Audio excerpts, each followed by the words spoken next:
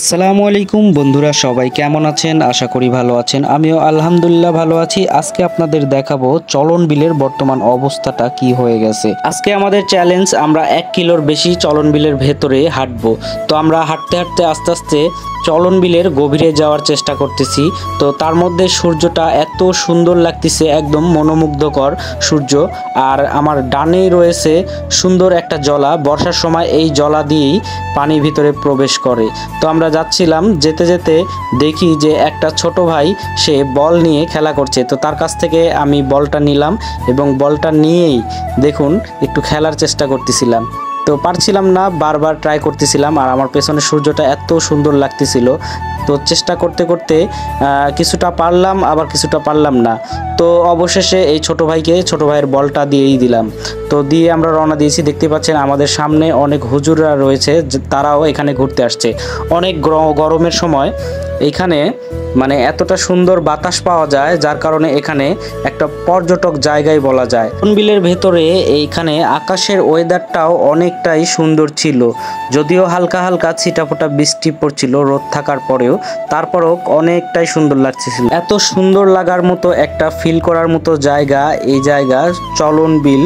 আমাদের চলন বিলের, আমি যে জায়গাতে এসেছি এটা চলন বিলের যে জায়গা, এটা সবাই হয়তো চিনে না, এটা ওইভাবে মানুষ চিনে না। আমরা চলে আসতেছি আস্তে আস্তে অনেক গভীরে।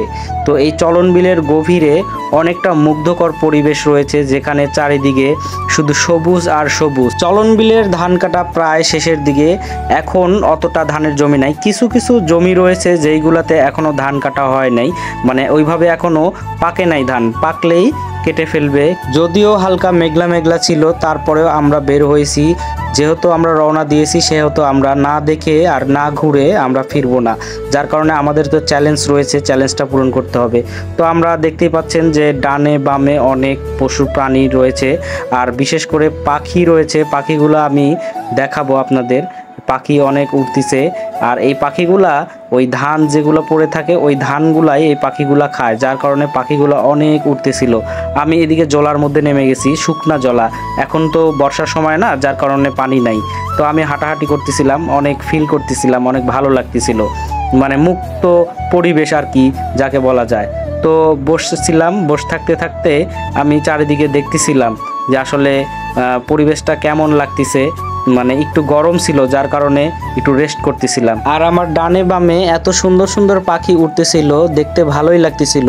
ঝাঁকে ঝাঁকে কি সুন্দর করে উড়ে উড়ে বেড়াচ্ছে, এবং যেসব জায়গাতে ধান পড়ে রয়েছে সেসব জায়গাতে ধান খাচ্ছে। তো দেখতে পাচ্ছেন এইখানে অনেক গরু রয়েছে, যে গরুগুলোকে বাঁধা রয়েছে, এখানে ঘাস খাওয়ানো হচ্ছে। আর এইখানে আমি রওনা দিয়ে দিচ্ছি, কারণ সামনে আমাদের অনেকটা চ্যালেঞ্জ পূরণ করতে হবে। তো আমরা আস্তে আস্তে গভীরে যাচ্ছিলাম। আমাদের চ্যালেঞ্জ তো অবশ্যই পূরণ করতে হবে, যার কারণে আমরা আস্তে আস্তে একদম গভীরে চলে যাচ্ছিলাম। এই বিলের গভীরে একটা চমক রয়েছে, যে চমকটা আপনাদেরকে দেখাবো। মানে আপনারা বলবেন যে এত সুন্দর একটা জায়গা। তো আমরা হাঁটা আবার শুরু করে দিলাম। তো হাঁটতে হাঁটতে হাঁটতে হাঁটতে আমরা যাচ্ছি। আমার ডানে রয়েছে বিভিন্ন গাছগাছালি, এবং মধ্যে এটা কি বলবো বলেন, এটা কি সেতু বলবো? দেখেন, মিনি সেতু, মিনি স্টাইলের সেতু।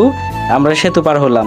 যত সামনের দিকে আগাচ্ছি ততই দেখি মানুষ সবাই, যারা কৃষক রয়েছেন, তারা তাদের নিজেদের কাজে ব্যস্ত, তারা বিভিন্ন মানুষ। তো এইভাবে সামনের দিকে আগাচ্ছিলাম। তো আগানোর সময় দেখলাম যে আমার ডানে ছিল ভুট্টার জমি, যেখানে ভুট্টার গাছগুলো কাটা হয়েছে, এবং ভুট্টার যে খসা বলা যায়, তো ওইগুলা পড়ে আছে এক গাদি।